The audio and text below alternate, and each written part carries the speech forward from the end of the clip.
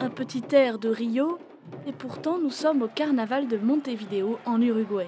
Ici, on vient voir en masse le défilé des chamadas, des tambours qui dialoguent entre eux selon le rythme du candombe.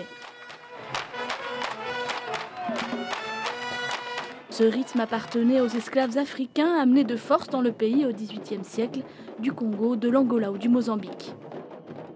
Avant, 3 ou 4 tambours sortaient pour interpeller les voisins du quartier pour former un grand groupe.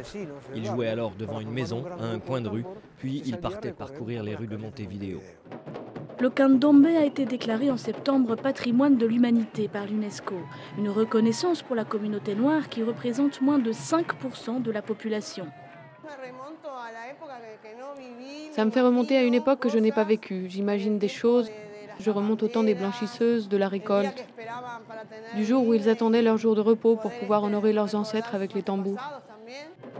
Aujourd'hui, le candombe fait partie de la culture populaire uruguayenne. De plus en plus de descendants d'Européens et de femmes jouent du tambour.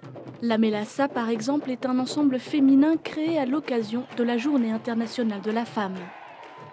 El candombe tiene memoria, de ahí hay mucha resistencia y es bueno comprenderlo, pero a su vez traer ese espíritu y ver para qué nos sirve hoy.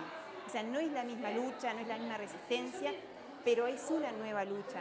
Le candombe, ce n'est pas seulement le carnaval. C'est avant tout un esprit de groupe. Dans les quartiers noirs de Montevideo, les tambours se retrouvent chaque semaine avec leurs fans.